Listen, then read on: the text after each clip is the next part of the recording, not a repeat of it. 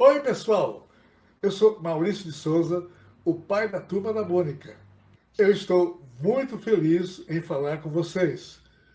Eu criei a turminha inspirado nos livros de quadrinhos que li quando era criança. A leitura é muito importante, pois estimula a criatividade, a imaginação e exercita a memória.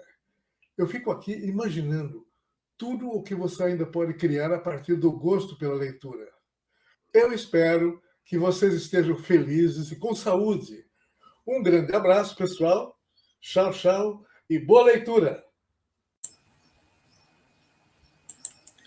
Olá, olá a todos que estão acompanhando essa entrevista, essa palestra hoje pela página da Escola Fusarca e Folia. Estou muito feliz pela palestra de hoje, porque querida Juliana já tinha que ter estado conosco na primeira semana literária. É mesmo. Não conseguiu, e esse tema é importantíssimo. Agora, nos bastidores, eu estava conversando com ela sobre um outro tema que eu descobri agora, que a gente vai tocar na live de hoje. Então, não percam de assistir toda essa palestra, porque é muito importante o assunto. Para começar, gostaria de te agradecer, Juliana, primeiramente, pela tua disponibilidade, pelo teu tempo, pela cordialidade com que você me atendeu desde os primeiros dias. A gente foi conversando, e parece que a gente já se conhece há anos, se não de outras vidas, de repente, Quem né? sabe, né? Quem sabe, né? Então, gostaria de dizer para todo mundo que está acompanhando que vocês podem fazer as suas perguntas, deixar seus comentários aqui no espaço de comentários da live. Pode ir fazendo as perguntas que eu vou anotando, a Juliana... Aí você me fala, né? Isso aí. Isso, no que der, ela vai responder, tá, a todos e a todas. Também você pode colocar o seu bom dia ali para a gente ver quem é que está assistindo, que eu vou colocando na tela aqui. É interessante a gente ficar interagindo. E sejam bem-vindos à segunda semana literária e cultural da Escola Fusarca e Folia. E agora eu vou deixar a Juliana se apresentar um pouco, falar sobre o trabalho dela, e ao decorrer da live aí, desse programa, a gente vai conversando sobre diversos assuntos. Antes disso, Joaquim tá por aí? Joaquim tá dormindo lá no cantinho. Eu já avisei que se vocês escutarem algum grito, alguma confusão, é porque eu tenho um gato que ele manda na casa. Tá? Então ele faz o que quer. Quem me acompanha no Instagram sabe que tem horas que, de repente, do nada, escuta um berro, um mio, ele pula em mim. Ai, gente, É isso. Quem tem gato sabe que o gato é o dono da casa, né, gente? Então... É isso aí. Então, diga lá, Juliana, se apresente para todos nós, por gentileza. Então, pronto. Gente, obrigada. Mas, para começar, né, agradecer também pelo convite. Realmente, eu já era para ter estado aqui antes, no outro momento, mas não deu para acontecer, mas tudo acontece na hora certa, né? Eu não acredito em coincidência, acredito em evidências. E eu sou uma gaúcha, mas que moro em Vitória, no Espírito Santo. A minha família está situada toda em Panambi, no Rio Grande do Sul, quase toda. E eu me tornei, há 2 anos atrás, uma analista corporal e comportamental. Para muitos de vocês, talvez seja uma profissão que você... Nossa, mas o que é isso? E para muitos é um assunto completamente novo. Mas quando eu vou contar aqui sobre os 5 tipos de filhos, vocês vão começar a entender que está no dia a dia de vocês, está na vida de vocês. Porque todos nós passamos por essa fase dos 0 aos 5 anos e trouxemos percepções para a nossa vida que a gente levou para toda a vida, para toda a nossa existência. E eu me formei pela escola O Corpo Explica.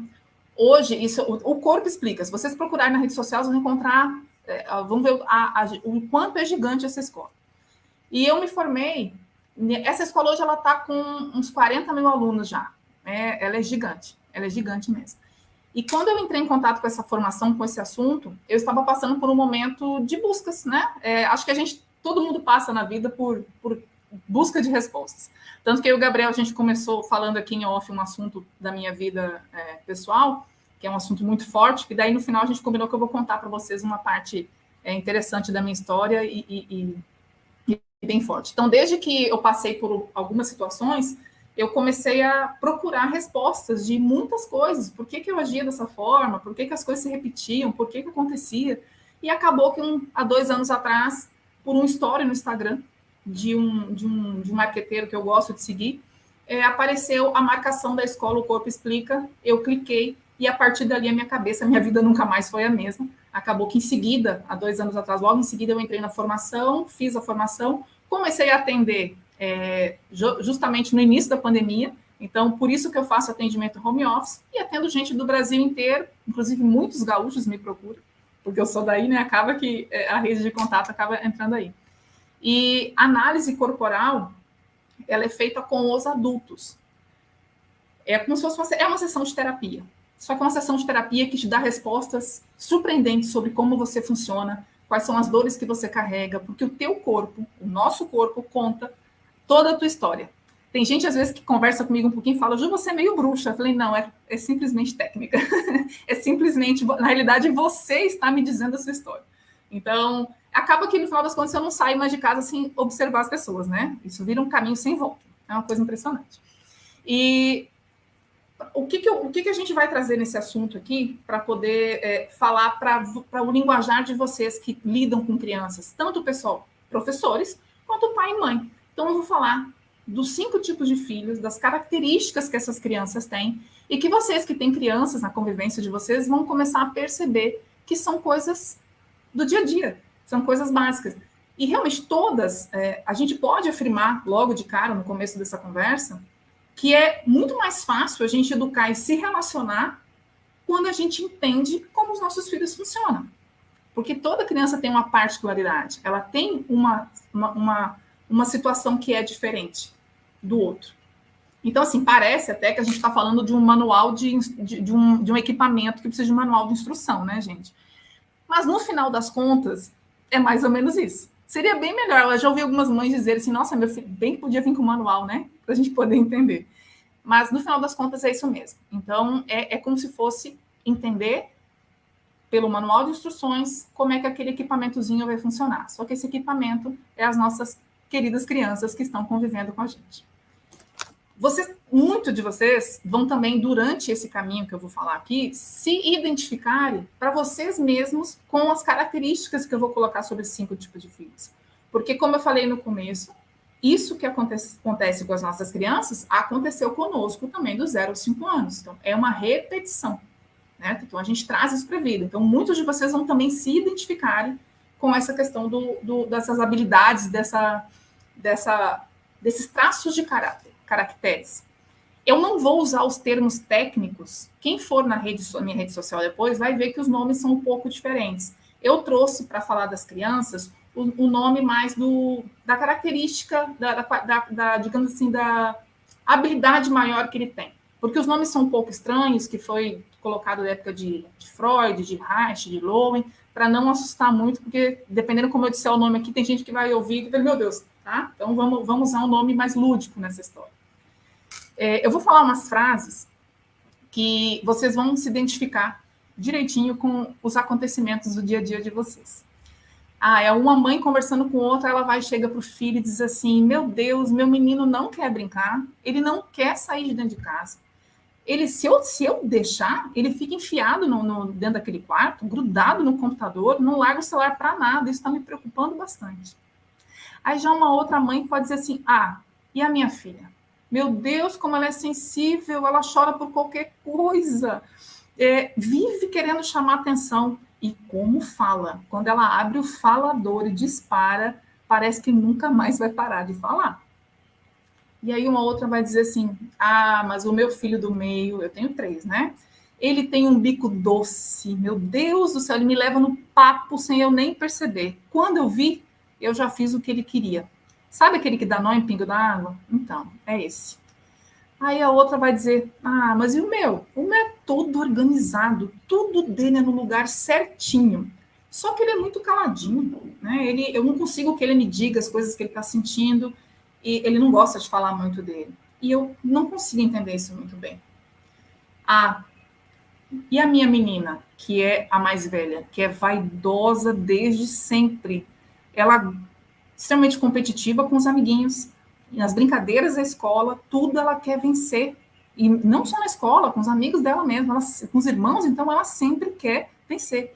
E ela gosta de ser o centro das atenções. Às vezes tem gente que fala para mim que ela se acha demais. Eu até me sinto envergonhada com isso às vezes. Acredito que muitos de vocês aí se identificam com essas questões, né? E é muito comum vocês passarem por isso. Então, assim, é muito comum nós pais eu digo porque eu tenho um filho de 18 anos, tá? Não com essa carinha aqui de 15, mas eu tenho um filho de 18 anos. Né? Então, é muito comum nós pais termos dificuldades em entender os nossos filhos por motivos diferentes. Muitas vezes, isso acontece de forma mais intensa porque os nossos filhos são diferentes, inclusive de nós mesmos. Tá? Se você aí, que é uma mãe mais prática, mais racional, e tem um filho, por exemplo, que é muito mais amoroso, que ele quer ficar grudado em você, você vai ter dificuldade de entender por que que ele chora por tudo. Por que que ele ama tanto abraço. Já uma mãe que é mais amorosa e mais carinhosa, e ela tiver um filho que for mais seco, digamos, mais na dele, ela vai sofrer por isso, porque ela quer mais contato. Ou ainda, se você tem 2 filhos e eles brigam o tempo inteiro, arrumam confusão, saem os tapas, e você não sabe como lidar com isso. Até que você não sabe também como você vai dar razão, para quem você vai dar razão nessa confusão, porque cada um tem um jeito. E às vezes, por eles serem diferentes, acaba dando briga mesmo. Outra coisa que acontece muito é a escola chamar a atenção dos pais, porque o filho é bagunceiro demais, ou ainda que ele é quieto demais, que ele vive no mundo da lua.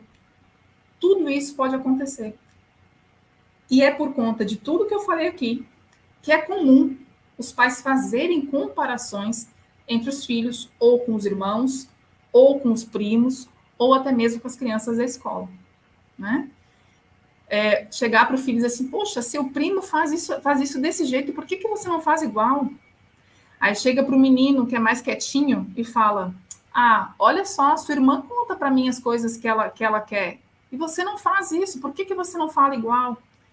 Ou então ainda, teu irmão é todo organizado, e você tudo é uma bagunça, meu Deus, faz igual teu irmão, pega o exemplo dele.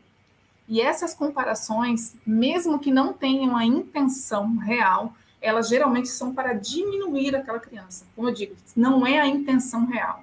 As comparações, elas acabam saindo naturalmente. Então, assim, não adianta a gente comparar os nossos filhos com outra criança, porque existem diferenças entre eles.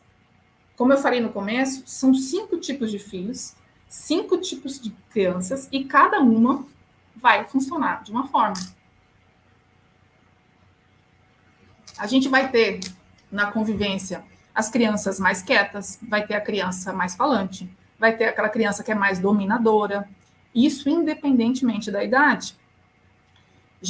A gente já viu acontecer, vocês que estão relacionados à escola, de crianças menores mandarem, às vezes, numa maior, porque ela é daquele jeito.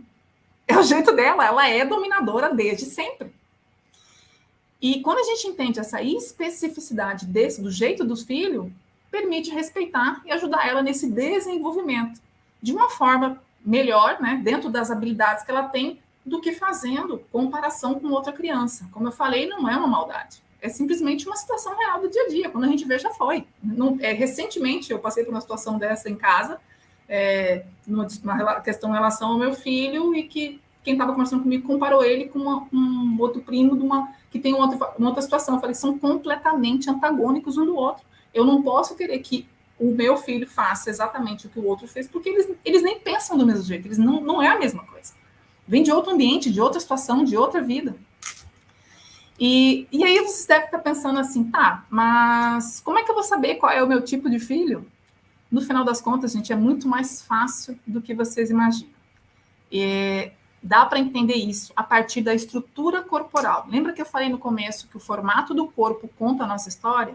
Então, as nossas ações, o jeito que a gente se porta, o jeito de falar, tudo isso mostra como você é dentro dessa situação dos traços de caráter, mas o formato do corpo, porque o formato do corpo e a mente de todos nós foram programados para funcionar de uma forma determinada. O sistema nervoso foi programado para funcionar dessa forma. Tá? Tranquilo? Tá dando para ouvir tudo direitinho, Gabriel? Segue o baile? Qualquer coisa me avisa, porque eu tenho o perfil, daqui a pouco eu vou falar do falante, então, quando eu ligo o falador, tá? Então, vamos lá. Nós vamos ter aquele filho mais magrinho, que tem dificuldade de comer, tem mesmo. O corpo dele é todo cheio de quinas, os cotovelos, os joelhos, aqui essa saboneteira. Tudo dele tem aqueles ossinhos, aquele corpinho bem pequenininho, magrinho, e que se você abraça, você tem até medo de desmontar. Esse é o filho mais quietinho. A mente dessa criança, ela foi programada de uma maneira que realmente ela vai querer comer menos. É também uma criança que não vai gostar de interagir com outra pessoa, porque ele é mais quietinho. É muito comum pais que têm filhos assim, às vezes quererem que a criança cumprimente parentes quando chegam em casa. Eles detestam isso. Eles não gostam disso. A gente vai ter também aquele outro filho bochechudinho, sabe, assim, redondinho, que você tem vontade de apertar, de abraçar. Então, essas crianças são os mais falantes mesmo. Eles são mais chorões, eles gostam de contato físico e de abraço. Você vê, o mais magrinho com as quinas ressaltadas repele, o mais gordinho atrai. E é exatamente isso que eles têm de habilidade, de recurso dentro deles. Aí a gente tem aquele filho que foi programado para dominar mesmo. Ele lidera, ele dá nó e pingo d'água. Ele tem, geralmente, o corpo dele é um triângulo invertido, ele tem a parte de cima um pouco maior que a de baixo. Eu vou explicar cada um deles, aí vocês vai ficar um pouco mais fácil de entender. Esse nasceu para ser líder mesmo, ele cria habilidade de liderança. Tem também o que eu já mencionei, que é aquele organizado, metódico, que coloca tudo dele no lugar certinho. E se alguém tira, ele fica muito chateado. O corpo dele tem um aspecto mais quadrado, mais tenso, a musculatura dele é mais tensa. Parece mesmo que ele está dentro de uma caixinha. E por último, nós temos o que é mais competitivo, que fica se comparando o tempo todo, que é mais vaidoso desde sempre, e o corpo dele tem um formato mais de ampulheta, né? Essas crianças foram programadas para serem dessa maneira, e pelo sistema nervoso central delas, e isso aconteceu, gente, de acordo com as vivências que aconteceram desde quando essas crianças estavam na barriga da mamãe. Então, isso começa desde a concepção até os 5 anos de idade. E a gente sabe que criar os nossos filhos é um desafio, quando todo dia vem alguma coisa diferente, todo dia uma novidade. Então, mas quando a gente entende essa questão básica do jeitinho delas, a gente extrai várias habilidades, a gente extrai... Porque, apesar de terem essas situações que elas não gostam, junto disso vem recursos enormes para cada tipo de criança. A gente chama, dentro do Corpo Explica, de superpoderes. Todos os nossos filhotes, eles têm superpoderes. Tá? Então, o superpoder do magrelinho é diferente do superpoder do redondinho, que é diferente do superpoder do que tem o bumbumzinho enfiado para dentro. Mas todos eles vão ser importantes para o ambiente, para onde eles estão convivendo e para o contexto geral da vida, seja familiar, seja escolar, enfim, aonde eles estiverem. E o que eu vou explicar para vocês aqui individualmente vai ser essa questão de como estimular esse superpoder de cada um deles. Acredito que até então vocês já estão entendendo, pô, meu filho é assim, não, realmente, eu conheço criança assim. Eu tenho na minha família crianças que, tem uma em específico, que quando eu entendi tudo isso, eu entendi por que ela não comia de jeito nenhum. De jeito nenhum. E eu vou falar, é batata, bate direitinho, gente, é uma coisa impressionante. É muito bacana você entender esse funcionamento quando você conhece esse assunto, que você percebe nos pequenos detalhes o quanto realmente aquilo faz diferença para cada criança. Bom, esses que eu estou falando já estão adolescentes, né? Mas continuam do mesmo jeito quando era criança, não muda. A gente vai amadurecendo, mas esse processo vem da infância e vai para a vida adulta. Tá? E o papel de pai e mãe e do pessoal da escola é ajudar essas crianças a desabrocharem, né? Como eu vou falar agora de cada um deles, eu quero deixar um adendo, tá? Eu quero deixar muito claro que todo recurso, todo superpoder, ele vem a partir de uma dor, de um trauma, de uma traumatização que aconteceu durante o processo da infância. Isso não significa, em hipótese alguma, que foi uma situação em que a mãe ou o pai, ou quem tem a função pai e função mãe, tenha feito de propósito. Isso vai a partir da percepção da criança naquele momento. Até porque na barriga mesmo, a criança não existe uma questão lógica, não tem um raciocínio, existe um subconsciente. E esse subconsciente, esse inconsciente, é que nos comanda o tempo inteiro. A gente vai crescendo e vai começando a ter, ele vai vindo mais para fora em forma de consciente. Mas, inconscientemente, essas percepções foram acontecendo pelas situações que a criança viveu. Repetindo, não é uma questão que o pai e a mãe fizeram de propósito. E eu estou dizendo isso porque quando eu conheci esse assunto, eu olhei assim, meu Deus, o que eu fiz com meu filho? Por que, ai meu Deus do céu, não é possível, eu deixei ele abandonado, ele se sentiu mal, entendeu? Então assim, não tem nada a ver, a gente faz o melhor que a gente pode com a informação que a gente tem no momento, mas a percepção da criança, assim como foi conosco, né? Quando éramos crianças, a gente percebeu o mundo de uma forma peculiar, certo? Então vamos começar pelo filho quietinho. O filho quietinho, ele não é, você pode colocar o slide, Gabriel, do filho quietinho.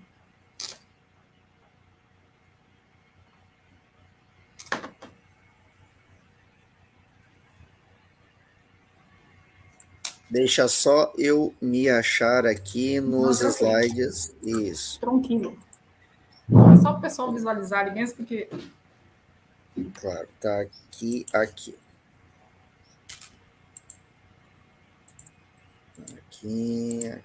Perfeito.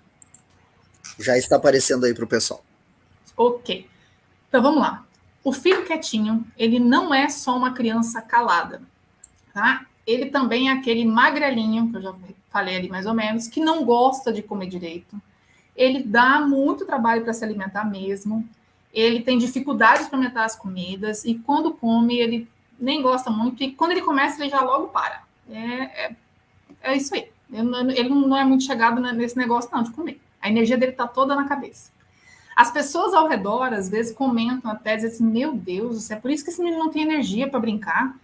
Ele não socializa, ele não conversa, ele é muito na dela, vive lá no mundo da lua, tem alguma coisa errada, tem que ir no psicólogo. Essa criança não tem um problema, tá? Ela funciona desse jeito, porque lá na gravidez, de alguma maneira, existiu alguma tensão, e essa criança sentiu essa tensão como uma forma, aí é o ponto em que eu já digo, mamães não se culpem, como uma forma de rejeição daquele útero. Ela sentiu essa rejeição, o que não significa que a mãe rejeitou, tá bom? Ela interpretou aquela situação de uma forma não muito legal. Então, ela sentiu que o mundo dela, ali, o mundo que é a barriga, né, o útero, o mundo dela, que alguma coisa não estava muito bacana. Então, como essa criança não consegue chorar, a maneira que ela tinha de resolver isso era tipo, botar o corpinho dele para ficar mais quieto, é como se só a parte cerebral funcionasse, ele ficasse ali naquele mundinho da lua dele. Então, vamos dizer o seguinte, vamos dar um exemplo. A mãe está grávida e o marido está tudo certo, a vida andando tranquilinha, o marido perde o emprego. Aquela situação gera um estresse para a mãe. Como a mãe e o bebê são uma coisa só, quando aquele estresse acontece, são coisas que acontecem na vida, entendeu? Mas a percepção da criança ali dentro foi um pouco maior. O útero ele acaba se contraindo, ele acaba ficando mais gelado, e a criança ela sente, opa, isso quer dizer que se eu existir muito, se eu me movimentar muito, não fica legal para mim aqui. E aí é o momento em que ele se desconecta, ele fica quietinho. Vocês podem perguntar para mães de crianças com esse perfil, que são mais magrelinhos, são mais quietinhos e tudo mais, como é que foi a gravidez, tá? A maioria lembra das situações que aconteceram que foram um pouco mais difíceis naquele momento. Então, assim, essa criança, ela viveu essa dor de uma forma muito forte e carregou isso para a vida dela. Então, eles preferem mesmo, muitas vezes, ficar no mundinho delas, ficar mais isolado do que correr o risco de ser rejeitado pelos outros, pelas outras crianças, ou ainda pelos adultos mesmo, porque por isso que ela é tão quietinha. Ela se isola no mundo da lua. Sabe aqueles nerds? Aquela criança mais com perfilzinho nerd? Então, são esses quietinhos. Ela se isola nesse mundo da lua porque foi a maneira que ela aprendeu na fase intrauterina. Então, ela fica no mundo paralelo, pensando, criando, sonhando com coisas que só ela sabe. Aí, se você chega e fala assim, o que você está pensando aí, fulano? Ele, nada não. Porque ela não quer falar, porque ela também acha que as ideias dela podem não ser aceitas. E aí, muitas vezes, a mãe vai achar que essa criança está sofrendo. E não, mãe, ela não vai estar sofrendo, não necessariamente. Ela funciona assim. E ser desse jeito, não tem só o lado da dor, tem também coisas muito boas. Esse filho tem recursos sensacionais. Quando eu falo dela não estar necessariamente sofrendo, é porque se ela estiver num ambiente que não favoreça ser como ela é, aí ela pode sim sofrer. Se ela sofrer comparações, seu irmão come e você não, seu irmão brinca com os amigos e você não, seu primo abraça todo mundo e você nem cumprimenta as visitas, ou ainda na escola, a professora chama a atenção dele comparando com outro coleguinha. Se ele é cobrado para fazer amizades na mesma proporção que os outros colegas diferentes dele fazem, isso incomoda ele. Então, trazendo, quando o jeitinho dele existir não é respeitado, com comparações, trazendo a parte ruim, os defeitos, pode ser que ele esteja sofrendo mesmo. Então, comparações vão fazer ele ficar mais quieto ainda. Né? Então, porque ele tem um mundo todo particular. E aí, o que não deve se fazer com essa criança? Uma criança quietinha. Não deve expor ele demais. Não obrigar ele a sair beijando e abraçando a família inteira porque você quer. Tá? Às vezes e isso é muito comum, né, da família, chega uma visita, um tio, uma coisa assim, você, fulano, ele vem cá cumprimentar seu tio. Putz, às vezes tem algumas crianças que vão fazer isso a muito contragosto. E esse quietinho é um para você ficar ligado. Ele não gosta de contato físico, ele não é muito espontâneo, não é muito afeto, ele não é assim, tá? Sabe aquelas crianças que às vezes colocam um capuz e querem se esconder? São eles. É essa criança.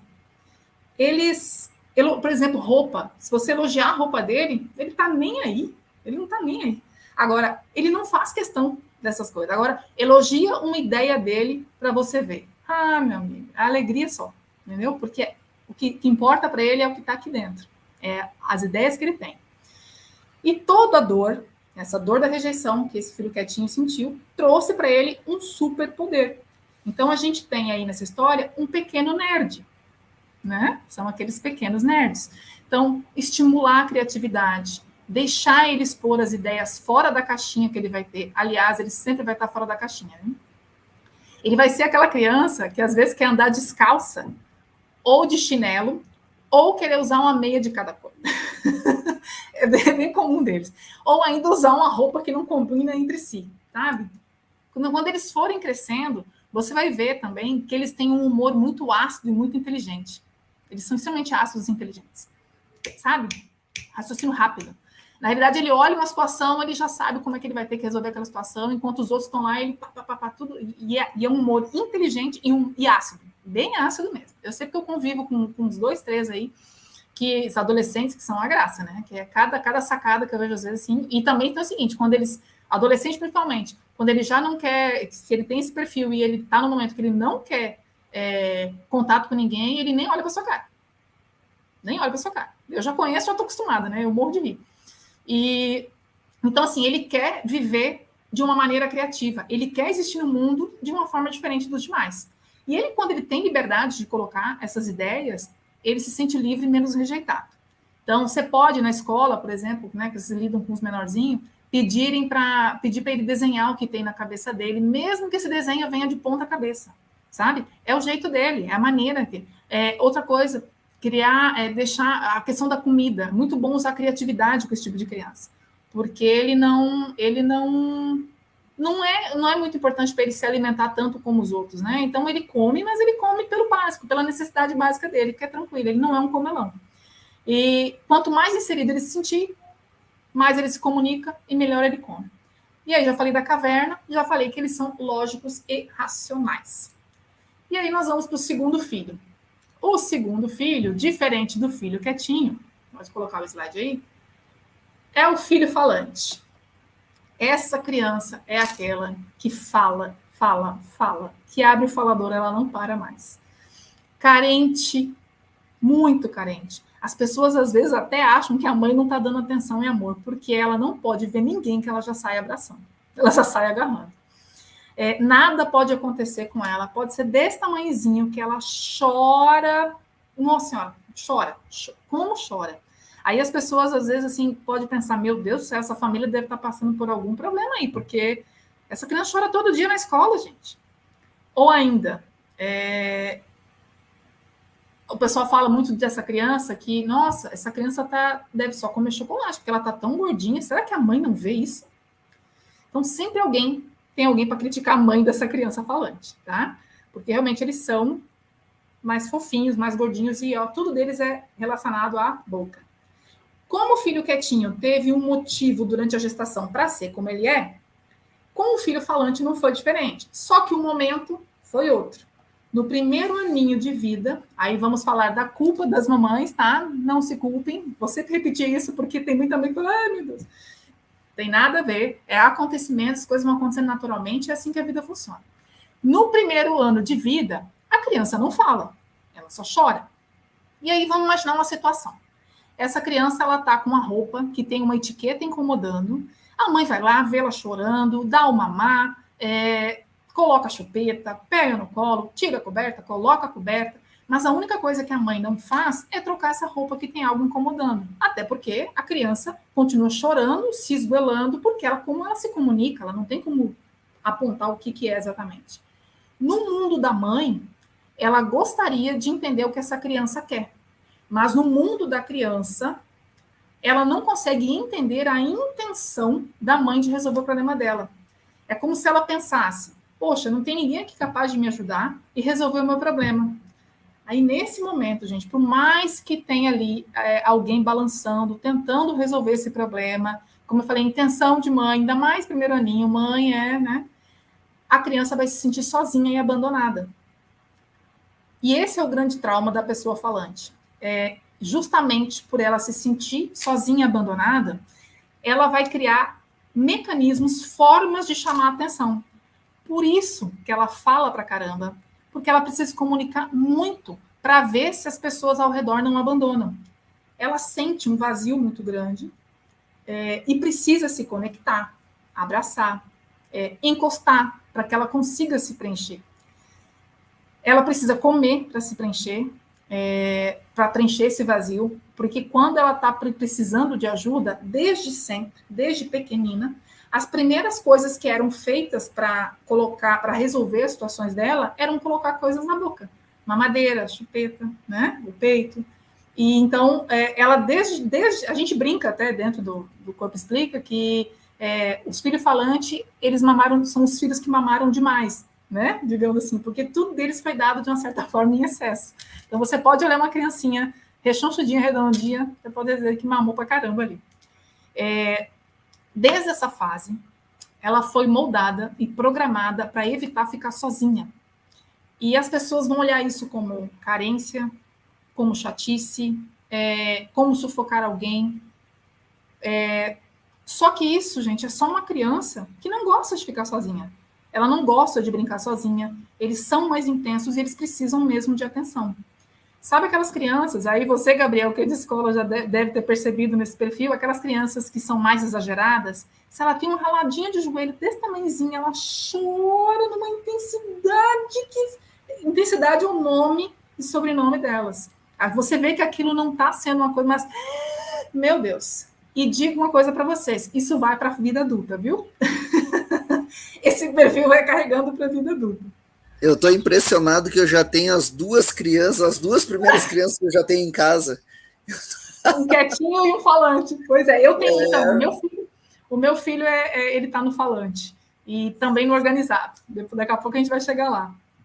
Só que tem uma coisa muito interessante sobre essas crianças falantes, que é muito legal, vocês, pai, você, Gabriel, já falou que tem um aí, eles são intensos, tanto para o lado ruim, quanto para o lado bom das coisas.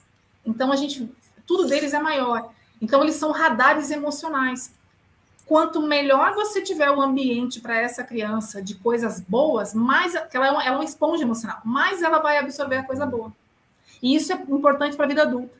É muito comum na vida adulta quem tem o perfil falante, que é o traço oral, depois quem vai chegar na rede social eu vou falar sobre o nome dos traços, eles terem questões emocionais na vida adulta por conta disso, porque se eles absorvem muita coisa ruim, como é o esponja, aquilo, né, vai maltratando, vai deixando que eles tenham um processo de carência mesmo, né? Mas não podemos, né, ficar falando dessa parte dos bichinhos que são só carentes, porque toda essa dor tem uma parte de um recurso, de um superpoder.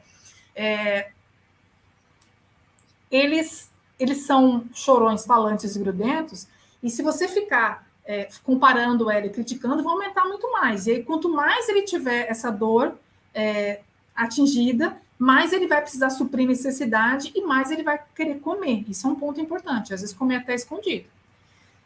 O corpo, aí você pensa assim, como é que é o corpo deles? Já falei aqui, né? São arredondados, bochechudinhos, eles são fofinhos. Sabe um falante que a gente conhece aí, que todo mundo sabe quem é, que a gente tem vontade de apertar e abraçar? O Jô Soares. Foi uma criança falante, entendeu? Então, assim, é aquela pessoa... Se você prestar atenção no Jô Soares, ele é uma pessoa que nas entrevistas estava sempre tocando nas pessoas, sempre pegando. Sim. Isso é do falante, esse é o perfil desse tipo de pessoa, né? Então, ele foi na infância uma criança fofinha, gordinha, redondinha, porque eles sempre estão buscando realmente soluções orais para resolver essa dor. Então, assim, quando a gente vê uma pessoa assim, a gente tem vontade de apertar e de abraçar. E aí, olha só, o corpo deles foi programado para atrair mais atenção mesmo, manter as pessoas mais perto dela. Aí, quando a gente compara com o corpo do quietinho, que já é todo cheio de quina e mais, né, magrelo, comprido, já é um corpo que não é para as pessoas estarem, porque já é a maneira que ele quer, entendeu a diferença? Um mais repele e o outro quer atrair. Então, por isso que o corpo conta a história das pessoas, né? Então, o formato do corpo realmente tem a ver com essas necessidades dessas crianças. E aí, o que a gente não pode fazer com a criança falante? Não tampar a boca dela, para não mandar ela parar de falar, não mande ela engolir o choro, não reclama dela ser carente, não manda ela ficar quieta, não critique essas características sentimentais, porque é o que ele tem de sobra dentro dele. Está tudo dentro dele. Então, se você... Ele vai ser mesmo mais sentimental do que racional. Então, se sufocar essa parte dele, ele vai sofrer. Outra coisa, quando eles vão contar alguma história, eles não conseguem falar logo. Eles têm uma verborragia, então eles vão falando muito. Ele fala os detalhes do que ele está contando, e se você apressa, fala logo, me conta, sim, pula para outra parte. Isso para ele é sofrido. Porque se você criticar essa parte dele, essas questões, ele vai se fechar e ele vai, talvez, comer mais ainda. E não é bom. Uma criança falante fechada, liga o alerta. Não, alguma coisa não está certa. Porque ele vai se fechar e aí ele pode comer mais ainda, é o que eu falei, pode ter a chance dele comer escondido. Tá? Agora, você entende, às vezes, quando a gente olha pessoas com problema de peso na fase adulta, vocês estão entendendo que tem uma ligação com essas fases da infância também? Às vezes, essas pessoas se tornam adultas, vão viver em ambientes que não são favoráveis ao funcionamento delas, e aí acontece delas, às vezes, terem que suprir, se calar, e aí acabam comendo mais. Entendeu? Uau. Então, é um sinal de alerta se alguns orais estão se identificando aí. Deixa eu fazer a primeira pergunta, que vai parecer até ser uma pergunta fora do contexto, mas não. Esses testes vocacionais que muitas pessoas fazem quando adultas para ver a profissão e tudo mais, tem a ver com isso também? Pode ter, tudo depende, porque sabe que essa área da psicanálise ela está toda interligada de alguma forma, né? Existem Sim. hoje empresas que, além de fazer o teste vocacional, já usam um analista corporal para identificar isso.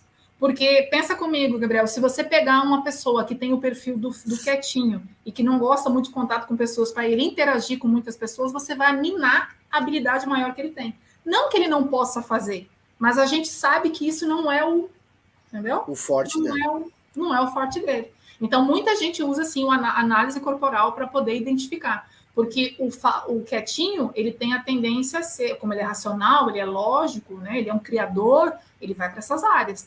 O falante é da área da comunicação, da área né? Ele é um comunicador. Ele é uma pessoa que acolhe, é muito comum. Professores são muito comuns serem desse perfil aqui. Muito comum. Muito comum. Tá? Então, uma outra observação pertinente sobre a criança oral, que a criança falante, né? Ela não precisa chorar sempre, mas sempre que ela precisar chorar, é importante que ela possa fazer sem ser tolhida, ok? Ela nem sempre vai precisar chorar, mas sempre que ela precisa chorar, é importante que ela possa fazer. O choro, para eles, é o antes do raciocínio. O choro vem, a emoção vem, e depois ele consegue parar de raciocinar. Tá? Eu sei porque eu crio um falante aqui em casa. E eu fui descobrir isso depois. E para concluir sobre eles, vamos às ações de cuidado. Eles amam afeto, carinho, conexão, sensações, gente, tudo deles é sensorial, sabe? Até uma roupa com a textura gostosa, eles amam. Eles gostam de conforto e aconchego. Eles precisam falar, como eu falei agora, para poder raciocinar depois, ou chorar para raciocinar depois. Então, deixa falar. Atividades sensoriais, vocês em escola, né? Massinha de modelar, questão colorida, na parte de alimentos, eles já, o quietinho, ele já é mais da criatividade com aquela questão do alimento. Esse aqui já ele quer pegar. Você pode prestar atenção, você começa a introduzir alimentação numa criança que tem esse perfil mais oral, mais redondinho, ele já pega tudo sem muito nojo. Tem criança que já larga. Eles já vão gostar daquele tato, eles gostam de apertar, beterraba, entendeu? Não tem problema. Bota na boca. Então, eles já são, isso desde sempre, vai ser assim. Vai ser sempre dessa, você vai perceber isso, essa coisa desde pequenininho. E outra coisa também, tipo, você, papai e mamãe, vai vestir ela e fala assim, tem uns 2, 3 perfuminhos e fala assim, qual o cheirinho que você quer sair hoje? Deixa ela escolher, porque isso tudo para eles é gostoso, sabe? Então, outro ponto importante, quem tem um filho falante e que é muito carente, que gosta muito de abraço, deixa sempre para ele muito claro que você está sempre ali disponível para ele ser abraçado a hora que ele quiser. Quanto mais ele souber que ele tem isso, menos ele vai precisar de você. A independência dessa criança vai vir a partir do momento que ela tem segurança no apego emocional, na questão emocional, que tem um suporte emocional, certo? Mais alguma pergunta? Vamos lá, então, para o terceiro, que é o nosso filho articulador. Esse aí, o filho anterior que eu falei agora, se formou no primeiro ano de vida. Passou o primeiro ano de vida, a criança começa a dar os primeiros passinhos, né? Ela começa a interagir com o mundo além da mamãe. Esse é o menino, gente, que dá nó em pingo da água. Aí na escola deve ter um bocado, né? A escola deve ter um bocado. Se tem. Né? Então, esse é aquele que realmente faz questão de que as coisas sejam do jeito dele, Gabriel. Entendeu? Então, a cabeça do Gabriel está pensando, oh, meu Deus, olha lá, fulano, ciclano. Quando ele brinca com os amiguinhos, ele quer mandar. Quando ele brinca com os irmãos, ele quer tudo do jeito dele. É o que eu falei também no começo, que é muito comum você ver essas crianças mandando e conduzindo até os mais velhos para fazer as coisas do jeito que ele quer. Tá? Ele normalmente é um líder, só que tem uma coisa muito interessante sobre eles e vocês levam para a vida adulta. Eles buscam a justiça das coisas. Tá? Eles são justos. Eles não gostam de mentira, de nada disso, mas eles são dominadores mesmo. Com a mamãe, ele realmente vai ter muita dificuldade de obedecer simplesmente. Ele não é obediente. Ele sempre vai negociar o que ele vai fazer. Ele sempre vai querer argumentar. Vai dar um jeito de trazer uma maneira de não seguir o que você quer que ele siga. E aí eu falo de mamãe, mas na escola, acredito que vocês veem isso aí o tempo todo. E aí vem a questão das comparações, que eu gosto de falar de todos eles, porque a gente acaba, né, tem que firmar isso mesmo. Meu Deus, fulano é obediente e você não faz as coisas que eu peço. Tudo que eu falo com você tem mais e se, mais e se, mais e se. Você sempre quer fazer do seu jeito. Quando você compara isso, essa criança, você traz para ele um peso, porque ele tem essa tendência negociadora, né? Então, quando ele crescer, ele certamente vai ser um líder, tá? Ele vai ser um líder. Mas na relação com você, com pai e mãe, né, ele vai ter um pouco mais de dificuldade de seguir comandos. Tá? Ele gosta de comandar, de liberar e de estar por cima da situação. Esse é a vez que você tem vontade de pegar assim, menino! Então, assim, ele quer sair ganhando, e quando ele acha que não tá bom para ele, ele vai reclamar. Na escola vai ser uma questão, ele não obedece bem às regras, ele fica achando forma de burlar essas regras e negociar mais do que a professora gostaria. Faz com a mãe, faz com a professora. Tá? E aí existem formas de conseguir negociar com ele essas questões das regras, né? Então a gente já vai entrar ali. É muito comum os pais até se sentirem mal com isso, né? Por conta da situação, como se a criança fosse totalmente desobediente. E não é a maneira dele funcionar que é diferente nesse processo. Essa criança aconteceu, essa fase, quando ele estava começando a interagir com outras pessoas além da mamãe, né? O antes foi no primeiro ano, gestação no primeiro ano, lá por 1 ano e meio em diante começa essa fase, né? Quando ele começa a dar os primeiros passinhos, aí cada criança varia um pouquinho. Ele se formou quando ele começou realmente a se articular, se movimentar, brincar mais, fazer mais gracinhas, e é nessa fase que ele está fazendo gracinhas que ele se sentiu usado de alguma forma, manipulado de alguma maneira. Então ele prefere negociar para ter as coisas do que ser vítima de alguma situação que ele sinta que ele está devendo alguma coisa. Então, nem preciso falar aqui da culpa das mamães, tá, gente? Eu vou falar toda hora, não se culpem. É a percepção deles ali. Essa criança, apesar dela ter se sentido manipulada nessa fase e ter o medo de ser manipulada, ela trouxe esses superpoderes que vão trazer inúmeros benefícios para a vida dela no futuro, tá? E para as pessoas que convivem com ela, para o ambiente de trabalho que ela vai estar, eles são, olha, o superpoder, inclusive, eu diria que o superpoder dessa criança, do articulador, ele seria o que conduz todos os outros depois, que é importante. Ele é muito importante. Tem muita gente, eu já disse assim, que para eu falar o nome do traço, esse é o traço de caráter, que tem um nome específico que muita gente se assusta. E eu vou deixar para falar depois no final, tá? Aí você me lembra, Gabriel, qual o nome do traço de caráter do traço articulador? Que muita gente, eu não vou falar agora porque tem gente que se assusta, depois eu falo. Mas esse perfil é aquele que vai realmente ser um grande líder no futuro e que vai conduzir todas as demais crianças, e na condução não é uma condução ruim, porque os que seriam do mundo sem os grandes líderes, né? Sem os articuladores, é assim que funciona. Vamos só para você entender por que isso aconteceu com ela. Na fase que o pai, que a criança está fazendo aquelas gracinhas bem gostosas, né? Que tudo canta musiquinha. Vamos dizer assim, que o filho já está cantando o hino do Grêmio, ou o hino do Inter, pelo amor de Deus, né, antes que alguém fique puro. Tanto o pai, né? Que ele está cantando a música inteirinha, aí o pai ou a mãe falam, vem cá, olha aqui, fulano, que lindo que ele está fazendo, mostra aqui pro tio. Aí a criança não faz. Na verdade, ela não faz. Aí o pai e a mãe olham, então tá bom, vai lá brincar. Aí na cabecinha da criança, é como se ela só ganhasse atenção se ela estivesse fazendo alguma coisa que eles queriam. E ela não faz. Gente, olha só, a criança é tão pequenininha, ela não tem esse pensamento, nossa, estão me manipulando. Não, é a percepção, é a sensação da situação, tá? E nesse momento, ela pensa, eu só recebo atenção, amor, carinho, quando eu estou fazendo o que eles querem. Quando eu dou algo em troca, quando eu estou simplesmente fazendo algo por mim, eu não recebo todo esse amor e carinho. Aí, nesse momento que ela vai se sentir manipulada. Isso é um processo traumático, porque dói, né? A dor da manipulação é complicada. Só que isso que vai trazer esse poder, esse superpoder dessa criança, da articulação e da liderança.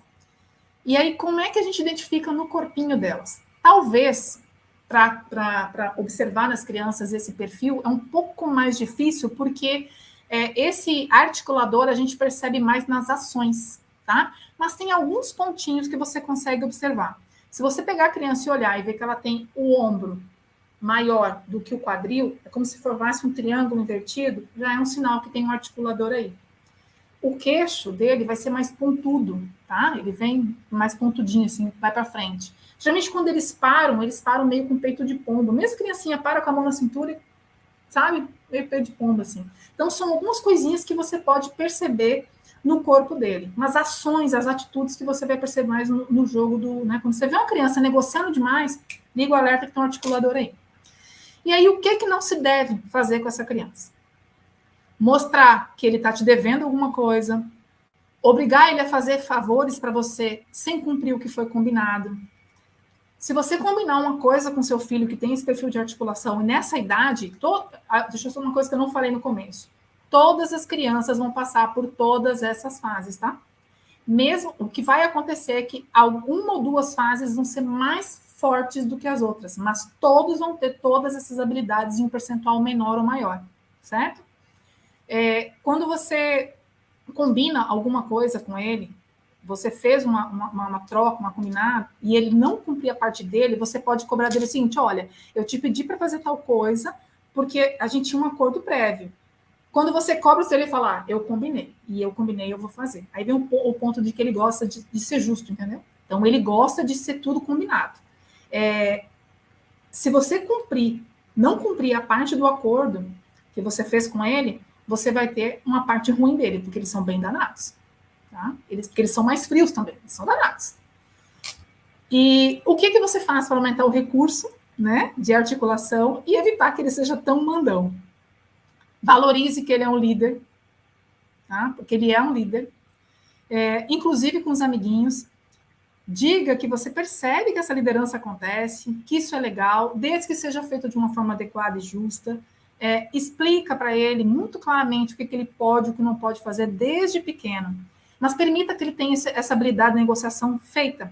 Por exemplo, mesmo eles pequenininhos, se você observa que ele quer o brinquedo de outro amiguinho, você começa a mostrar para ele que ele não tem noção de tamanho, de valor, de um brinquedo para o outro. Mas começa a mostrar para ele que a mesma cor, o mesmo tamanho, aqui você pode fazer essa troca, sendo justo, entendeu? Ensinar essas pequenas coisas faz com que ele... essas trocas compatíveis com que ele se sinta melhor. Porque ele realmente vai ter tendência a conduzir aquilo, tirar o brinquedo do outro e se bobear no danilo dele, né? Então, é um processo, ele é um filho mais, digamos assim, que você tem que ser mais atento nesse processo de negociação.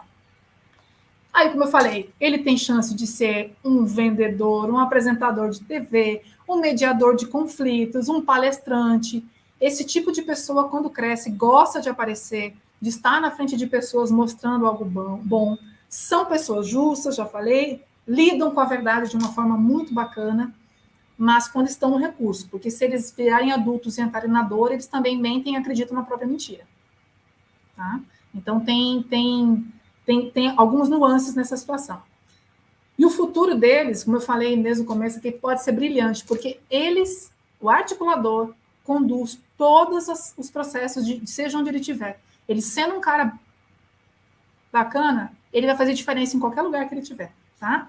Ele não gosta de ter fatura emocional, eu não gosto que ninguém cobre nada dele, né? Eu faço por você, mas porque eu quero ter alguma coisa em troca. Não acho que eu vou fazer alguma coisa por você para você me mandar depois uma fatura emocional. Porque eu fiz por você, porque eu te amo. Ele não quer saber disso. Ele quer fazer o que foi acordado, o que foi combinado, e que as coisas sejam feitas daquela forma. É justo, entendeu? E aí, vamos para o penúltimo filho. Alguma pergunta, Gabriel? Alguma dúvida do articulador? Por enquanto, ainda não. Tá bom.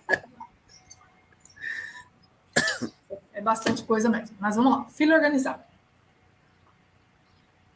Esse filho, e na escola deve ter bastante dele, e ele é o mais quietinho, assim, e mais organizado.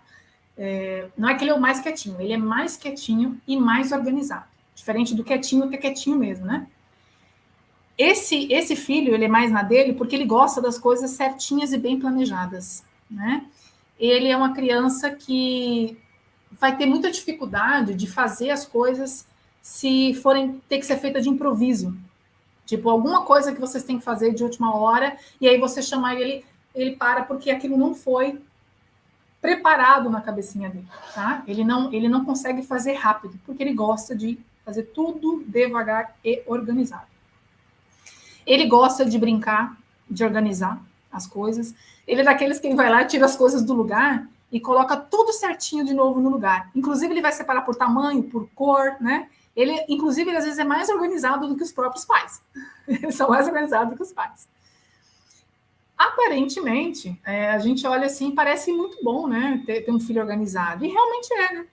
Só que muitas vezes pode acontecer do pai, da mãe, receber uma reclamação de quem cuida dele, ou até, né, da questão da escola, porque ele é metódico demais. E aí, quando as coisas não acontecem como ele espera, ele explode e ele reage mal. Digamos que um coleguinha tirou o lápis dele que ele deixa ali no lugar. E criança é danada. A outra criança percebe que aquele incomoda o amiguinho, ele vai lá e tira o lapisinho do lugar mesmo. Criança é terrível, né? E aí ele vai para as vias de fato, entendeu? Ele vai para as vias de fato. Se ele precisar, porque tirou as coisas dele do lugar, o negócio fica complicado. E isso irrita profundamente. O meu celular está pitando sozinho. Isso irrita profundamente o organizado, é o jeito dele, e aí eu vou explicar o que passa na cabecinha deles para vocês entenderem melhor por que ele estoura. Às vezes, para a gente é coisa pequena, mas ele foi acumulando aqui. Depois que passou a fase da criança, dos primeiros passinhos da criança, a criança vai entrar naquela fase do desfraude, né? E, às vezes, pode ser que tenha começado essa fase, esse desfraude, antes que o esfíncter tivesse todo pronto. E se isso acontecer, muito provável a criança deixe escapar o número 2, né? Ela deixa escapar. Ela não tem como falar de outro jeito. É isso mesmo, ela realmente vai deixar escapar. E aí ela tenta segurar com o bumbum, ela se tranca. E ela usa a força do corpo para segurar o que ela não consegue ainda. E é muito comum, né, nessa fase também, pais, mães, professores falarem: ô fulaninho, eu já falei que quando você tivesse vontade de fazer cocô, você me avisa. Não dá para fazer na calça. E aí a criança começa a se sentir humilhada, né? A sensação para ela, nesse momento, não é muito gostosa, não é boa. Porque ela não sabia que ela estava com vontade. O controle do esfíncter não estava, a melinização não tinha chegado ainda, não estava 100% pronto. Eu acredito que muitos pais vão pensar, vocês também na escola que pegam os pequenininhos, já perceberam que a criança, você começa a fazer o desfraude dela, ela vai deixando escapar, de repente, um certo dia, ela pega e não faz mais e acabou, nunca mais faz. Porque ali, aquele momento chegou, aquele processo foi concluído. Mas quando começa antes, não é que não possa começar antes, a questão é como é cobrado esse processo. Como é posicionado esse processo. Então, quando começa a exigir muito e cobrar muito, que ela tem que controlar isso, ela começa a se sentir humilhada por esse erro que ela comete. Porque ela entende que é um erro dela, e aí ela começa a querer não errar novamente, né? Não cometer esse erro de novo, de jeito nenhum. E aí ele começa a ser tão metódico, tão organizado, com tudo dentro do lugar, para evitar cometer erros e ser humilhado de novo. Tá? E justamente por ele ter feito esse esforço além da conta, para segurar com o bumbum, ele vai ter um corpo com um formato mais para dentro. O bumbumzinho, às vezes, parece que trancou, sem ele fazer esforço, aqui está mais trancado. O corpo dele é mais quadradinho, né? Ele tem um corpo, você vê que ele é mais forte, até o rostinho, tudo é quadradinho, porque é uma tensão, né? Eu estou segurando. E isso também você pode colocar na questão de colocar os sentimentos. Tudo que sai dele, ele tem medo de colocar para fora, porque ele não sabe como é que vai ser recebido ali. Sentimentos, palavras, emoções, as fezes, o xixi. Então, ele acaba segurando. Mas mais fácil é a questão das fezes. E, assim, uma coisa que não pode fazer nessa fase, e isso serve porque toda criança passa por isso. Essa fase todos passam. Não corrigir ele na frente dos outros, porque ele, em nenhuma situação, principalmente nessa fase do desfraude, porque ele vai se sentir mal, né? Ele sentiu essa situação naquele momento. E se precisar corrigir, chama no particular e faça isso estando só vocês dois. Isso tem que ser um segredo entre vocês quando ele faz alguma situação. Se você perceber que ele tem esse perfil mais metódico, né? Uma outra coisa também, essas crianças, eles não gostam de falar dos próprios sentimentos. ele não é bom de improvisar, já falei isso no começo. Ele realmente quer as coisas bem organizadas, porque isso traz segurança para ele. Quanto mais organizado forem as coisas, mais seguro ele se sente. Diferente do articulado, que também precisa de segurança, mas de forma diferente, o articulado quer que as coisas sejam feitas de forma clara e numa troca entre você e ele. O organizado quer saber com antecedência o que vai acontecer para ele se organizar e poder prever isso, né? E aí, como é que você deixa um ambiente confortável para esse filho? Trazendo segurança, planejamento. Qualquer mudança brusca na rotina dele, faça o possível para avisar antes, né? Valorizar essa questão de que ele é bom na organização. Realmente, imagina, né? Eu, se abrir meu guarda-roupa ali, assusta, né? Porque minha organização é desse tamanho. Assusta. Cai tudo em cima de você. Onde eu passo, fica alguma coisa. Gente, é um negócio importante. E é incrível isso. Eu tenho outras habilidades, né? Mas essa daí tá pequenininha. Valorize essa questão. Ele vai se sentir mais seguro se o ambiente para ele for seguro também. Por exemplo, não é só um lápis que foi tirado do lugar que ele colocou. Paralelo a isso, ele precisa também aprender a se posicionar. Porque é muito comum essas crianças crescerem e virarem adultos que carregam o peso do mundo. Porque eles suportam muita pressão. Eles aguentam muita coisa. Então, se desde pequeno você ensinar ele a se posicionar, dizer, olha, o meu lápis está aqui porque eu gosto que ele seja desse jeito e você pode não mexer, por favor. Colocar as coisas dessa forma para eles, para que ele aprenda desde cedo a dizer não e não ficar aguentando o peso dos outros. Certo? E aí vamos chegar no último filho, que é o filho competidor. Esse filho é aquele que está sempre se comparando com outra criança. Ele se compara para ver se ele ganha, para apostar com os outros, porque ele quer ganhar de todo jeito. Se ele for o segundo lugar, ele se cobra. Por exemplo, tirei 9,5 numa prova, e aí você vai dizer assim, mas meu filho, você tirou 9,5. Ah, mãe, mas fulano tirou 10. Ele não se contenta com não ser o incrível, sabe? Para ele é desconfortável, mesmo tirando 9,5. Ele vai se comparar com todo mundo, com pai, com mãe, com amigos. Ele sempre vai buscar essa imagem de que eu sou o primeiro lugar. Se ele tiver um irmão, ele vai tentar de todas as formas conseguir isso, ser o primeiro em tudo. E se isso não acontece, eles acabam até dando briga. Professores, às vezes, ficam preocupados porque eles não têm espírito de competição, eles só querem vencer. E aí falam para a mãe que ele precisa aprender a participar, que isso é mais importante. Para ele não é não, ele quer vencer. E se ele não vence, ele sofre mesmo com isso. Ele sofre mesmo com isso. E isso aconteceu, agora é a última fase da criança, que é a fase da descoberta da sexualidade, né? É a fase em que a criança começa a perceber, lá pelos 4, 5 anos de idade, que as pessoas vivem em casais. Tem o pai e a mãe, o tio e a tia, o vô e a avó, e aí ela olha para o lado e vê que ela não tem um par. E aí ela se sente excluída dessa interação e ela começa a buscar esse par. É nesse momento, Gabriel, que a menina vira a princesinha do papai e o menino o príncipezinho da mamãe. Entendeu? Porque eles vão criar essa relação triangular entre o pai e a mãe, porque aí desde sempre, por que ela vira uma competidora? Porque nessa relação entre pai, mãe e ela é a ponta fraca, porque se a menina, o papai já tem a dona dele, e a mesma coisa ao contrário, a mãe, né? A mãe já tem o dono dela, o dono, né? Não é o dono. Então, ela fica na ponta fraca. Aí ela começa a ver, peraí, então eu tenho que ser muito boa para sempre eu ganhar em outras questões, porque, né, eu tenho que vencer. E é muito comum a filha entrar em competição com a mãe e o pai em competição com o pai, com o filho em competição com o pai.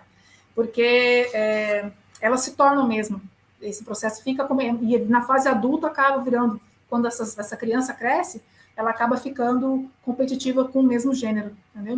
Mulher compete com mulher, homem compete com homem, é bem interessante esse processo que eles levam para a vida. E aí tudo isso faz com que essa criança queira ganhar o tempo todo, porque ela quer evitar de todo jeito ser trocada por uma opção melhor. Porque naquele triângulo entre ela, o papai e a mamãe, ela perde, né? Naturalmente ela perde, porque pai e mãe é uma coisa, filho é outra. E aí, como todos os demais filhos, esse competidor também tem um superpoder, Fisicamente, ele vai ser aquele corpo mais ampulheta, o corpo mais violão, mesmo sendo menino. O formato do ombro é mais ou menos do mesmo tamanho do formato do quadril. Então, eles têm uma presença maior mesmo. Eles são crianças que eles querem atrair, eles querem que as pessoas olhem, ele gosta de brilhar, ele gosta de aparecer, ele gosta de palco. Olha, num teatro de escola, ele vai ser o que vai interpretar o protagonista feliz da vida e fazer com maestria. Um exemplo, né? Ele gosta das pessoas olhando e dizendo, olha só que bonitinho, nossa, olha que lindo que ele faz, entendeu? Ele gosta, isso aí para ele é... E a questão das comparações não é diferente com essa criança. Se você comparar ele com outra pessoa e fazer com que ele pareça pior do que ele sofre pra caramba. Tipo, o seu amigo tá fazendo isso e você não. Você colocou num nível pior de comparação, vai deixar ele na dor.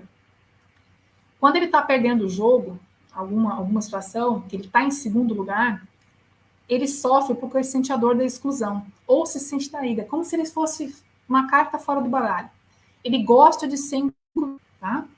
Uma outra coisa que essa criança tem de dificuldade, ele não vai ser uma criança que vai ter uma decisão rápida nas coisas. Ele vai ser ágil para executar as tarefas, porque ele tem muita energia corporal, muita energia no corpo. Mas ele não é fácil para decidir entre A ou B. Por quê?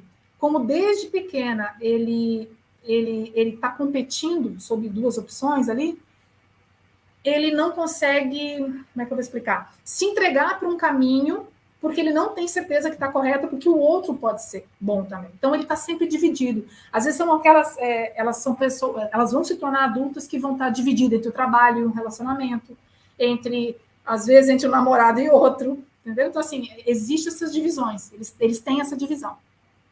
Ele está sempre buscando a aprovação, e ser o que ganha tudo. E aí, o que a gente pode fazer para desenvolver o superpoder dessa criança? Como eu falei, eles são competitivos mesmo, e aí uma maneira de você colocar essa criança para entender que a competição pode ser positiva é aquelas crianças que se darão bem, e que é importante colocar elas em esportes coletivos, tá? De preferência, coletivos, porque ela vai poder competir com algo que tenha regras claras. Ela vai brilhar e competir e entende que tem outras pessoas junto com ela competindo. Então, ela aprende a confiar nas pessoas, né?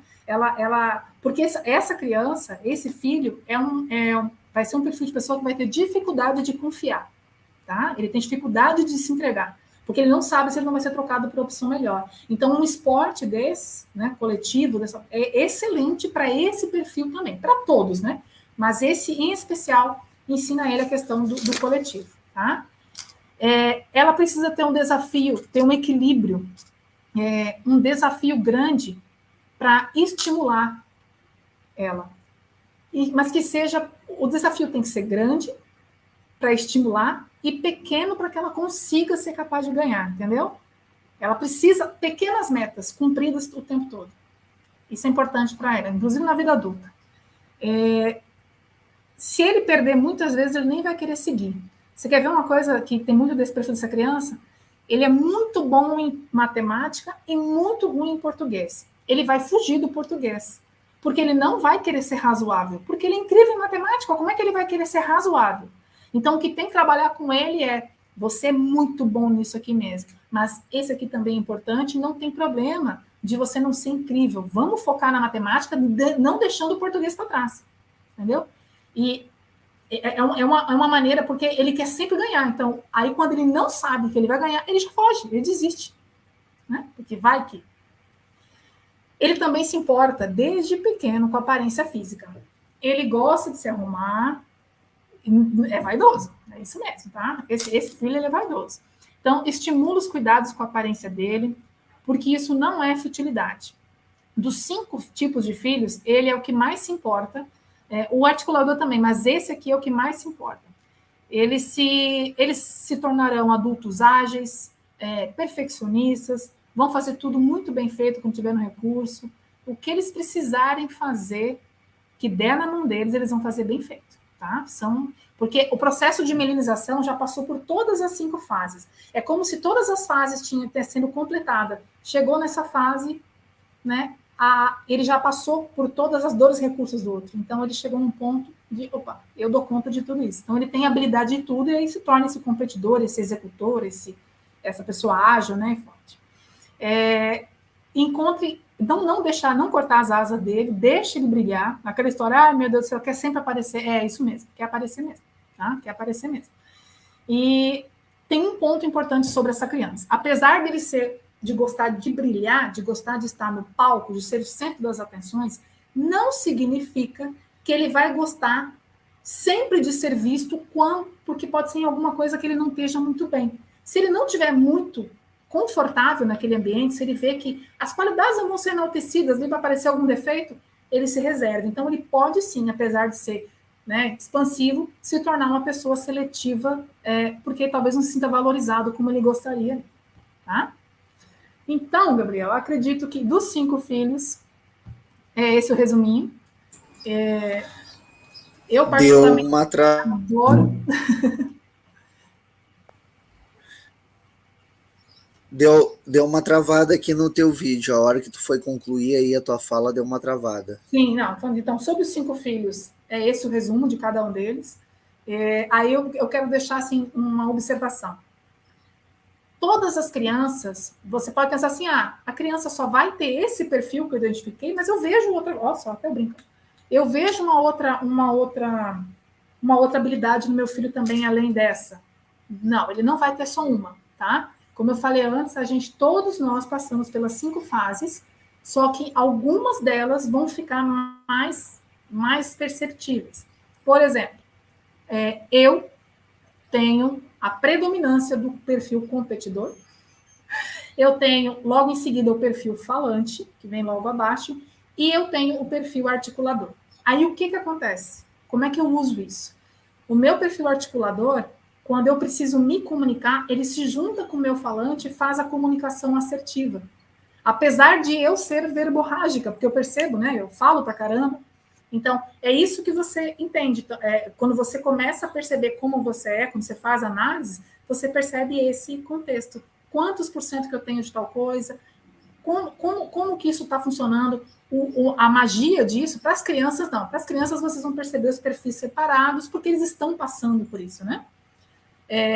Mas para nós adultos, a mágica, o segredo da coisa são as combinações dos 5 traços. São mais de 5.000 combinações possíveis. Entendeu? E uma outra questão que me veio na cabeça agora. Quando a gente tem um perfil, por exemplo, competidor, tá? Uhum. E ele, num determinado momento da vida, ele transfere o perfil, ele deixa de ser um pouco competidor e passa a ser mais articulador. Isso se dá também com uma evolução de aprendizado, alguma coisa assim, ou não tem nada a ver? Não dá. Os nossos picos, os nossos traços principais, eles não modificam. Isso vai até alguns autores, Gabriel, falam que isso acontece até os 7 anos de idade, essa mielinização, tá? A gente usa mais a parte de Reich, que vai até os 5 anos, que facilita um pouco o entendimento. Mas a nossa vida, ela vai sendo, essa mielinização, ela vai reduzindo, mas pode ir até os 20 anos, alguns detalhes. Então, o que nos molda é o ambiente que nós vivemos. Se você tem um perfil competidor, que nem eu te falei, eu tenho um perfil competidor mais alto, mas eu tenho um articulador. Eu tenho 40% do competidor e eu tenho 15% do articulador. Só que lembra quando eu falei do articulador, por exemplo, que ele é muito importante no processo todo? Mesmo eu tendo só 15%, por ele ser um perfil mais dominador, dentro do que eu conheço hoje disso, eu consigo usar ele para comandar o espetáculo. Então, eu vou usar o articulador junto, por exemplo, eu uso o articulador junto com o oral, o falante, para me comunicar de forma assertiva. Aí eu pego o articulador junto com o competidor para poder ir lá e executar o que eu preciso de forma articulada, de uma forma mais organizada. Então, assim, você vai misturando isso. Mas isso é que eu ensino na análise. É como você usa esses perfis todos na sua vida. Tá? Agora, os teus picos, o que você você não vai mudar. Você vai aprender a utilizar tudo. Perfeito. Outra coisa aqui. Sim. os pais têm alguma maneira, assim, alguma dica que tu dá? Claro que receita e fórmula não vai ter, é óbvio. Mas assim, ó, alguma postura dos pais para eles passarem esses 5 níveis de uma forma serena, por exemplo, assim, ó, você tem que tratar o seu filho desde que nasce, mais ou menos desse jeito assim, para que ele consiga passar as 5 fases e não ter problema nenhuma? Olha, existe essa pergunta é muito boa porque é muito comum quando a gente entra em contato com isso, a gente pensar como é que eu faço para evitar as dores. Não tem como você evitar, porque a gente não controla o ambiente todo que as nossas crianças vão estar, né? As nossas crianças não passam 24 horas por dia fechadas numa caixinha em que só a mãe ou o pai vão cuidar. Elas vão interagir com primos, com irmãos, com familiares, com amigos, com escola. E a percepção das coisas que vão acontecendo ao redor é particular, não existe como você controlar. Mas o ponto maior, Gabriel, que eu acho que isso fica para independente de ser essa situação das 5 fases ou não, é o amor, a observação, o cuidado, né? E quando você sabe dessas 5 fases, uma coisa que é bacana é você entender, ó, a gravidez agora está se formando, a parte do filho quietinho, agora no primeiro ano eu tenho a fase do filho falante, a fase do filho oral, daqui a pouco eu vou chegar na fase do filho articulado, daqui a pouco vai passar a fase do desfraude. Por exemplo, a fase do desfraude foi a que mais me impactou quando eu conheci. Sabe por quê? Porque aí a gente pode entrar naquele assunto que a gente falou no começo. Eu vou te contar o ponto do que aconteceu na fase do... Quando o meu filho, que tem 18 anos hoje, entrou na fase do desfraude, ele estava com 3 para 4 anos ali, né? Nessa época eu tinha tido outro filho, né? Chama Guilherme. Então, quando o Gui nasceu, o Gu tinha 3 anos. E o Gu estava na fase do desfraude, e aí chegou um irmãozinho, muda-se todo o ambiente, né? A percepção da criança é outra, e tudo mais. E aí, aquele desfraude do Gustavo foi um pouco mais complicado. E aí, passado 11 meses do nascimento do Guilherme, um dos motivos que eu acabei chegando a virar terapeuta foi por conta do que começou há 15 anos atrás. Então, quando o Guilherme chegou a 11 meses, deixando parênteses que meu filho nasceu completamente saudável, foi uma coisa que não... eu estava conversando com o Gabriel antes, a explicação, ela está aí para Deus, né? E a ciência explica um pouco, mas enfim. O meu filho faleceu com 11 meses. Ele teve síndrome da morte súbita infantil. E aí, eu vou fazer essa observação por quê? Quando isso aconteceu, o mundo daquela família virou de ponta cabeça. Virou completamente de ponta cabeça. Entende que é um acontecimento que não há controle, que não tem como você imaginar, mas que atingiu todo mundo em cheio. Eu comecei ali no processo... cara, eu fiquei maluca, assim, né? Só que quem olhava para mim dizia assim, nossa, como ela é forte. Por quê? Porque eu tenho o perfil do competidor.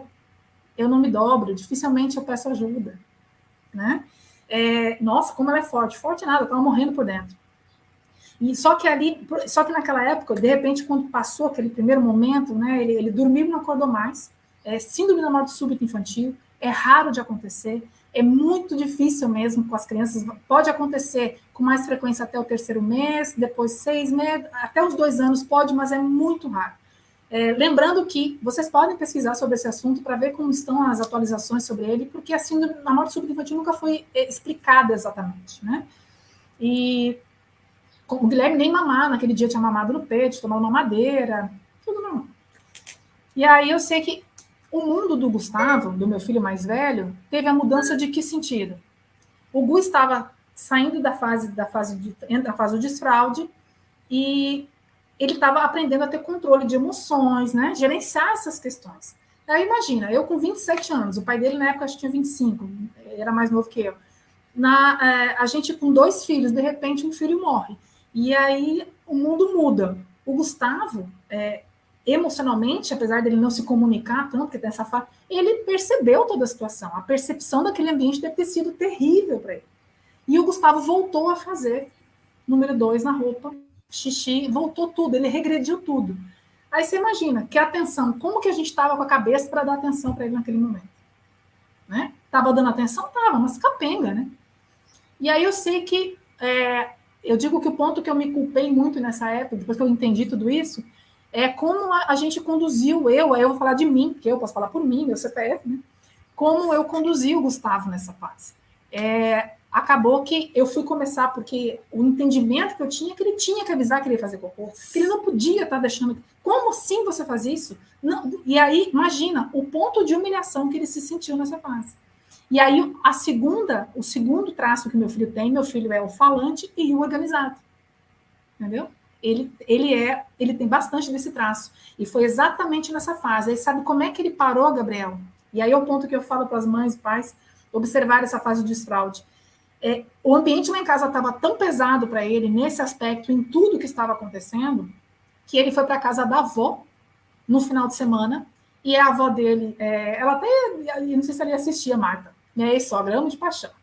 E aí o Gu foi para a casa dela, e lá ele simplesmente levantou, foi no banheiro, fez o vaso, nunca mais. Porque ele estava seguro no ambiente, ele podia colocar para fora aquela situação, né? E aí ele fez e a vida seguiu ali. Se eu soubesse disso antigamente, Gabriel, você sabe quando que eu tinha cobrado do Gustavo? Nunca. Mas a gente faz o melhor com a informação que a gente tem. Entendeu? O melhor com a informação que a gente tem. Então, o que eu posso dizer para vocês estudem sobre esse assunto. Existe no meu perfil no Instagram vários conteúdos sobre isso. Existe no YouTube do Corpo Explica, falando sobre os tipos de filhos. Eu sei que vocês que estão acompanhando se identificaram para vocês mesmos com alguns desses perfis, porque isso vai para a fase adulta. E aí vocês vão conseguir perceber essas questões e conduzir essas crianças de forma melhor. Dar atenção para cada fase seria o segredo, tá? E o resto, a vida vai se encarregar. Mas se a criança for criada segura emocionalmente, ela vai lidar com essas dores de uma forma melhor.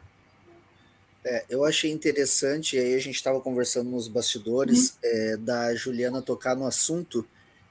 Claro que ela não precisava falar da experiência dela, mas ela fez questão também de tocar, né, a respeito da perda do filho, porque, como ela disse, é algo raro, mas pode acontecer. Pode acontecer. É uma coisa que eu não tinha a mínima noção que acontecia, né, ou que existia, apesar de ter também mãe que trabalhou a vida toda na área da saúde, mesmo assim eu nunca tinha ouvido falar. E, isso e aí eu me coloquei na situação de professor de escola, de creche. Vai que, né, Deus o livre, acontece uma fatalidade dessas com uma criança, e aí o que a sociedade geralmente tem de fazer é, primeiramente, julgar, né, ou o professor ou a escola por não ter tido cuidado, por não ter tido... E é uma coisa que pode acontecer. Pode. Né? É raro, Gabriel, mas pode. Olha, eu falei para você no começo que eu digo que eu fui sorteada na Mega Sena da desgraça, né? Mas fui sorteada. Sim. Então, então procurem saber mais, procurem também pesquisar. Eu também vou pesquisar mais. Como disse a Juliana, é mais normal, né, acontecer até o 3º mês, né, de nascimento da criança, mas pode acontecer isso depois também. Pode. Então todo cuidado é bom. Que existe, né? Na realidade, deixar um parênteses aqui nessa questão, que não é algo que a gente possa prevenir. Esse é o ponto da morte súbita infantil. Isso é bom você tocar também no assunto. Eu já ia te perguntar isso, se tem algum exame, alguma coisa que possa se fazer. Não. É só vocês observarem. Eu acho que o último caso que eu vi mais recente, que foi de proporção até internacional, foi aquele brasileiro desfilando. Vocês podem procurar no YouTube. Brasileiro, desfile de moda, morre na passarela. Morte súbita. Jogador de futebol, que de repente morre. Morte súbita. E aí você imagina um atleta de alta performance, quanto acompanhamento médico esse cara não tem. Entendeu? Sim. Então, assim, meu filho, pra vocês terem noção, nasceu com 4 quilos. Era uma criança extremamente saudável, a coisa mais linda do mundo. Não tinha nenhum problema. Só que ele teve... É como se de noite o papai do céu falou e desligou da tomada. Ele dormindo, estava sereno. Tanto é que no dia do velório, ele parecia que estava dormindo. Era um anjo mesmo. Né? Então, assim, foi uma loucura na época. Só que isso tudo aí vem a questão que eu quero reiterar em relação a que a gente entrou por causa da questão do Gabriel lidar com crianças, né, de 0 a 5 anos ali. quando aconteceu, teve muito fuxico sobre essa história na época. Nós estamos, e na época, imagina, 15 anos atrás já existia isso. Hoje em dia, então, com a internet, pior ainda. Para destruir a reputação de alguém por conta disso, sem saber das informações, é um pulo. Quando aconteceu na época, queriam penalizar a babá que estava cuidando do meu filho de manhã, porque eu fazia faculdade a 90 km de distância de casa, e aquele dia eu saí, era uma segunda-feira, dia 23 de abril. Eu saí de manhã para a faculdade e ele já estava morto, ele deve ter morrido entre 5 e 5 e meia da manhã. Eu saí de casa às 6 e pouco. E tinha babá com ele, né? Estava no quarto. Na realidade, aquele dia eu abri a porta do quarto, olhei para eles de longe, estava o Gustavo, o Guilherme e a babá dormindo, e fechei porque, como ele mamava no peito, se ele sentisse o meu cheiro, ele endoidava. E o meu horário era cronometrado pela faculdade. E aí, pulando isso aí, beleza, tudo foi o resto da história. E aí, de repente, eu sei que naquela semana, isso foi na segunda, o que aconteceu, se eu tivesse ouvido as atrocidades que diziam que a babá tinha feito, que tinha matado, porque não sei o quê, porque era uma loucura, cidadezinha pequena, interior da Bahia, eu morava na época. Foi loucura, sabe? Se eu tivesse, e eu vou dizer uma coisa para vocês, esse é o ponto que é bom ter o perfil que eu tenho de ser mais dura. Eu nunca aceitei que poderia ser aquilo ali. Gente, da onde que ela... O menino não tinha nada, o menino enorme, não, porque às vezes acontece, Gabriel, da mãe tá com o pequenininho amamentando e deitar em cima, né? Isso aí já é diferente, não é? A criança morre subitamente, mas é diferente. Nesse caso, não tinha nenhum problema. E aí, se eu tivesse ido, tu imagina o que eu faria com a vida dessa menina? Tu imagina a situação dela, que estava lá, sabe? Então, assim, a empatia, o ver, esperar. Tanto é que quando ele foi para o hospital, tinha o médico dele, a pediatra, ele foi atendido por uma equipe toda, todo mundo viu que não tinha nada. Então, se eu tivesse levado pelo desespero do que estava acontecendo comigo, para o lado de destruir a vida de outra pessoa, teria acontecido. Então, fica alerta para se ligarem nisso mesmo, tá? É difícil, muito difícil acontecer, mas aqui está uma pessoa que passou por isso. Sem contar que a cabeça dessa menina deve estar até hoje, né, com isso. Sim. lá. É uma situação muito difícil, gente. Você imagina? É muito difícil. Isso que está faltando nos dias de hoje, se colocar no lugar do outro. Nós entramos na era do Tribunal da Inquisição. A coisa mais fácil do mundo é entrar na internet e destruir a vida de uma pessoa, porque a gente não gosta, não compactua com alguma coisa. Eu acho que essa é a discussão desse século XXI. Né? Esse respeito, né? Essa empatia com os outros. Vamos para as últimas duas partes, então, que é uma indicação para vocês que estão assistindo de um filme. Tem um filme que chama Divertidamente, e esse filme, ele estava no Netflix, mas saiu, mas ele, se eu não me engano, está na Amazon Prime. Mas, hoje em dia, com streaming, a gente acha rapidinho. É um filme que ele fala exatamente dos 5 tipos de filhos que eu falei aqui.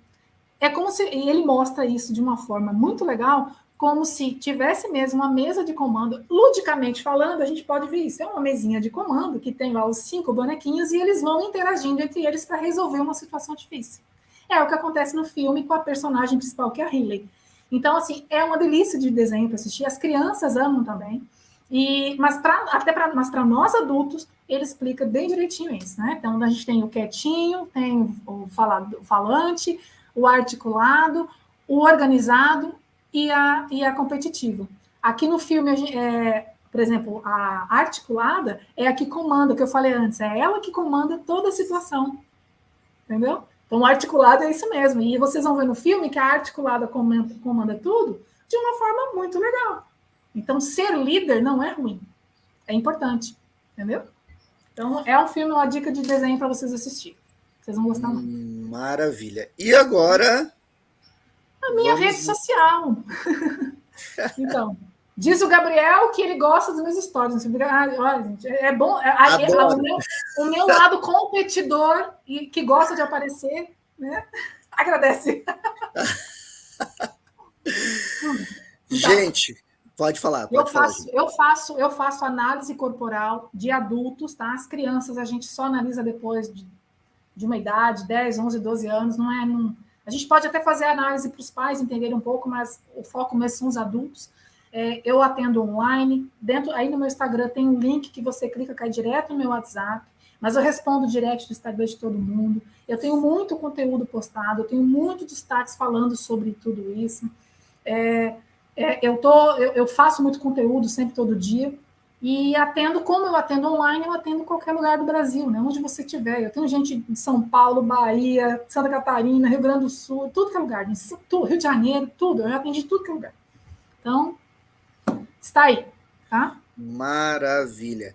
Pessoal, sigam lá então, né, no Instagram, Juliana Lindner. Como ela já explicou, ela faz a consultoria online, entra em contato com ela, vê tudo direitinho. Essa mulher é difícil de encontrar para bater um papo assim, mas ela sempre responde, não, respondo. muito atenciosa. Então entra a agenda, graças a Deus. E escolas, entrem em contato. Eu sei que muitos professores, muitos profissionais da área da educação vão estar assistindo essas palestras. Meus amigos queridos da capoeira, que trabalham com crianças, que dão aula para as escolas. Gente, para nós, vocês não têm noção do que essas dicas da Juliana é importante para as nossas aulas de capoeira. Até para a gente entender aquele danado, aquele sacana que fica mexendo nos nossos instrumentos, batendo no atabaque, fazendo harpa dos birimbau na parede, subindo nos bancos, que me deixa louco. É bem assim mesmo, né, gente? Olha, eu vou falar, eu admiro vocês demais. Eu queria aproveitar aqui também e mandar um beijão para minhas irmãs, a Binha, a Dadá, meu pai, minha mãe. Um beijo para a Xuxa, mentira. É um beijo pro meu pai. Um beijo para a Xuxa também. Um beijo para a Xuxa, meu pai e minha mãe para você. Então, assim, eu sei que eles estão aqui por perto e tem muita história. Eu tenho muita história para contar. Essa do Guilherme, digamos que é o ponto de partida de eu ter chegado até aqui, porque muitas mães talvez tivessem, né? E eu me endoidei um pouquinho, gente. Mas depois eu fui, né? Por isso que eu fui buscando e achando as respostas, porque a vida é muito boa para a gente ficar sofrendo. Para quem ainda não se inscreveu na Semana Literária, na segunda Semana Literária, ainda tem tempo. Vai lá, se inscreve direitinho, assiste todas as palestras, que você consegue ganhar o seu certificado também. Certificado de formação continuada, 40 horas vai no certificado lá com todos os temas que foi abordados. Então, vale a pena. Ju, sem palavras, muito obrigado. Obrigada. E quando tiver pronta a praia na frente do teu apartamento ali... Você viu, né? Você viu, vai ficar maravilhosa. Me sigam que vocês vão entender qual é a praia na frente do meu apartamento, gente. E só não dá para deixar o Joaquim fugir para a praia lá, porque senão ele vai acabar se perdendo. Não. O Joaquim vai se afogar lá. Por ele fugia, porque ele fica olhando naquela janela viajando. Então tá, muito obrigado a todos e a todas, e até a próxima palestra. Até.